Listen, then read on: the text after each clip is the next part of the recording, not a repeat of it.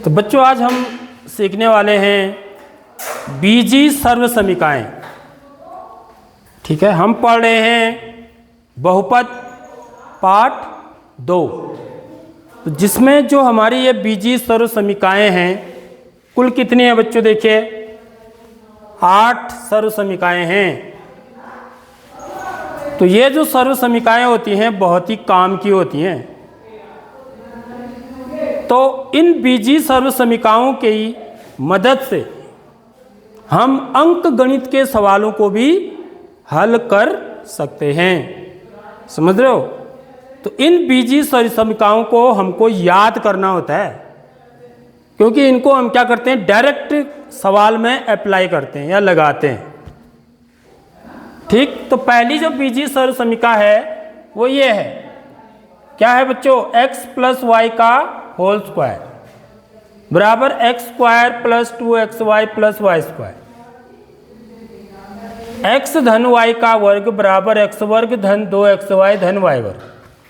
दूसरी सर्वसमीका है x ऋण y का पूरे का वर्ग बराबर x वर्ग ऋण 2xy। देखो इसमें और इसमें कोई ज़्यादा अंतर नहीं है। यहाँ ऋण है तो यहाँ पर ऋण है, यहाँ पर धन है तो यहाँ पर धन है। ठीक है, बाकी ये दोनों धन के होंगे। वर्ग वाले जो होंगे वो धन के ही होंगे। ठीक है, ये ऋण 2xy वाला ऋण का होगा यहाँ पर। अगली है सर्वसमीका 3x वर्ग ऋण y वर्ग बराबर x धन y गुणा x ऋण y। चौथी सर्वसमीका है x धन a गुणा x धन b बराबर x वर्ग धन a धन b ब्रैकेट में। ठीक है, फिर x पीछे से x गुणा हो रहा है धन a b। उसके बाद 3 वाला है, देखिए इसमें 3 चर है। x ये तो 2 वाले थे ना, यहाँ पर x y और z 3 है का होल वर्ग बराबर यही बनेगा। इसमें z भी और मिला दिया। समझ रहे हो बात?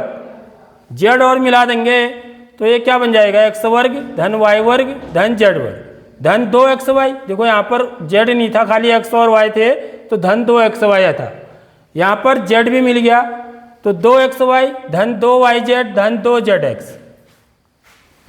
ठीक है, आप इसको ऐसे याद करेंगे, बहुत ही इंपॉर्टेंट है कक्षा 9 का। तो यहाँ पर आप ऐसे याद कर सकते हैं इसको। देखिए ये मेरा x है, ये y है और ये z है। तो क्या करना है आपको? सबसे पहले x का वर्ग धन y का वर्ग धन z का वर्ग है ना, x का वर्ग धन y का वर्ग धन z का वर्ग धन 2xy, x और y को ले लेंगे एक बार, धन 2yz, y और z को ले लेंगे। देखो धन 2zx, या x और z कह सकते हो आप। समझ में रहे हो? तो x y z को हमको क्या लेना है? एक सर्कुलर उसमें लेना है, सर्कुलर वे में लेना है। x वर्ग धन y वर्ग धन z वर्ग धन 2xy धन 2yz धन 2zx। ऐसे सूत्र को याद करना है। उसके बाद आते हैं घात 3 वाले सूत्र। ये थे घात 2 वाले, ये घात 3 वाला सूत्र है। x धन y की घात 3, x की घात 3 धन y की घात 3 धन 3xy। देखो ये, और ब्रैकेट में x धन y। याद करने का तरीका बता रहा हूं मैं, दिमाग में कैसे मैप को वो करना पड़ता है। x ऋण y की घात 3, तो जहां पर धन है वहां पर ऋण कर दो सब जगह। देखो ये सेम वही सूत्र है, लेकिन क्या है, धन की जगह पर ऋण कर देना है। x की घात 3 ऋण y की घात 3 ऋण 3xy ब्रैकेट में x ऋण। यानी कि आपको एक फॉर्मूला याद है तो दूसरा निकाल सकते हो आप। समझ रहे हो बात? यहाँ पर भी आपको ये सूत्र याद है तो इसको निकाल सकते हो। ये दोनों एक ही टाइप के हैं, ये 2 एक टाइप के सूत्र हैं। ठीक है, और ये 2 एक टाइप के। उसके बाद अंदर गुणा करके भी लिख सकते हैं हम। इससे अंदर गुणा करेंगे तो ऋण 3 x गुणा x वर्ग हो जाएगा y। ठीक है, धन 3 क्या, ऋण गुणा ऋण क्या हो जाएगा? धन 3 x y गुणा y का वर्ग। इसको बाद में लिख दिया इसने, ऐसे भी लिखा जा सकता है ऐसे। ठीक है, और सबसे अंत में यह वाला सूत्र है बच्चों, देखिए इससे एक सवाल जरूर पूछता है आपका, और भी ज़्यादा नंबर का पूछा जाता है। क्या है सवाल?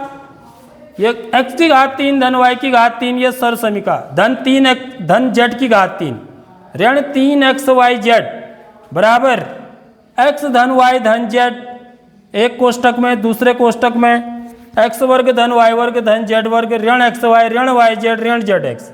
यहाँ पर 2 नहीं लगना है पीछे से, ये याद रखना है, ठीक है? यही चीज़ लग रहा है, लेकिन यहाँ पर 2 नहीं लगना है। देखो x वर्ग धन y वर्ग धन z वर्ग ऋण xy, क्योंकि ये ऋण है ना यहाँ पर, यह तो ऋण xy ऋण yz ऋण zx, ठीक है? और इधर x की घात 3 वाला फॉर्म। तो ये सर्व समीकरणाएं आई कैसी हैं, थोड़ा सा मैं इस पर भी आपको बता देता हूँ। आती बनती कैसे हैं? बनती नॉर्मली गुणा करके बनी है। देखो जैसे पहली वाली सर्व समीकरण की बात करता हूँ, x धन y का वर्ग लिखा हुआ है, तो यदि 5 का वर्ग है, 5 का वर्ग है तो मैं इसको क्या लिखता हूँ? 5 गुणा 5 लिखता हूँ ना, लिखूंगा नहीं। वर्ग का मतलब उस संख्या को 2 बार गुणा करना है। तो x धन y का वर्ग है तो इसको मैं क्या लिखूंगा? x धन y गुणा x धन y, ऐसे लिखूंगा। क्यों लिखूंगा नहीं? ये ब्रैकेट में बीच में गुणा का ही चिन्ह होता है। यदि ब्रैकेट लगा रखा है तो गुणा का चिन्ह लगाने की जरूरत नहीं है। अब क्या करूंगा? अंदर गुणा कर दूंगा। तो बीजी व्यंजकों को कैसे गुणा करते हैं वो आपको आना चाहिए, वो कक्षा 8 में है, वहाँ हम सीख चुके हैं इस चीज़ को। तो सबसे पहले इसके पहला पद क्या है? x, इससे इस पूरे को गुणा करते हैं, x धन y को, धन दूसरा पद क्या है? y, y से इस पूरे को गुणा करेंगे, x धन y।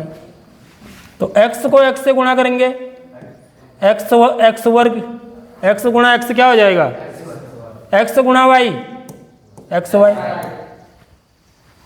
y गुणा x, yx, y गुणा y, y वर्ग। समझ में आ रही नहीं आ रही बात? अब देखिए, अब इसको क्या लिख सकता हूं मैं? x वर्ग धन xy। अब yx को भी क्या लिख सकता हूं मैं? yx को क्या लिख सकता हूं? xy लिख सकता हूं। क्यों लिख सकता हूं? किस नियम से? गुणन के क्रम विनिमय नियम से, ठीक है? 2 गुणा 3 है तो इसको मैं क्या लिख सकता हूं? 3 गुणा 2 लिख सकता हूं। समझ रहे हो भाई? उत्तर मेरा 6 ही आएगा, भले आप 2 गुणा 3 लिखो या 3 गुणा 2 लिखो। इसको बोलते हैं गुणन का क्रम विनिमय नियम। तो इसको क्या लिख सकता हूं मैं? इसको भी xy लिख सकता हूं, धन y वर्ग। अब देखो, अब इसको मान निकाल लो, x वर्ग धन xy धन xy कितना हो गया? 2xy धन y स्क्वायर। देखो यही तो लिखा है। समझ में आ रही नहीं आ रही बात? यानी कि ये जो चीज आई है ये x धन y का वर्ग करने पर, गुणा करने पर आई है। समझ रहे हो? तो ये जो रिजल्ट है, जो हमको जो निष्कर्ष मिला है रिजल्ट, यह आपको सीधे याद करना है। क्या याद करना है? x धन y का होल वर्ग बराबर x वर्ग धन 2xy धन y वर्ग। इसी प्रकार x ऋण y का होल वर्ग बराबर x वर्ग ऋण 2xy धन y वर्ग, ठीक है? तीसरा x वर्ग ऋण y वर्ग बराबर एक ब्रैकेट में आएगा x धन y और दूसरे ब्रैकेट में आएगा x ऋण y, ठीक है? यानी कि आप x ऋण y को पहले भी लिख सकते हो। यदि x ऋण y को पहले लिखूंगा तो x धन y को बाद में लिखूंगा। यदि x धन y को पहले लिखूंगा तो x ऋण y को बाद में लिखूंगा, ठीक है? तो ये 3 सूत्र तो बहुत ही ज़्यादा इस्तेमाल होते हैं।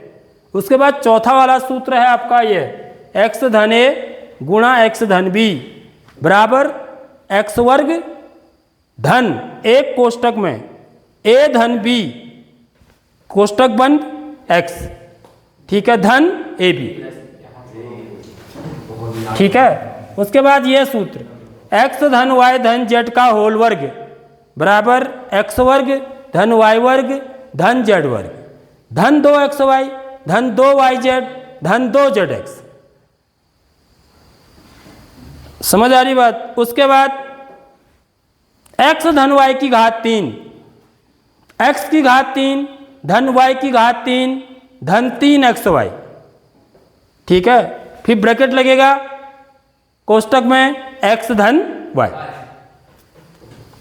x ऋण y की घात 3 बराबर x की घात 3 ऋण y की घात 3 ऋण 3xy, फिर कोष्टक में लगेगा x ऋण y। और जो अंतिम सूत्र होगा x की घात 3 धन y की घात 3 धन z की घात 3 ऋण 3xyz बराबर एक कोष्टक में x धन y धन z एक कोष्टक में, और दूसरे कोष्टक में x वर्ग धन y वर्ग धन z वर्ग ऋण xy ऋण yz ऋण zx। समझ रहे हो बात। तो ऐसे आपके दिमाग के अंदर पूरा खाका होना चाहिए जैसे मेरे है, ठीक है। समझ आ गई बात। तब जाके हम इसके सवालों को हल करेंगे। हाँ।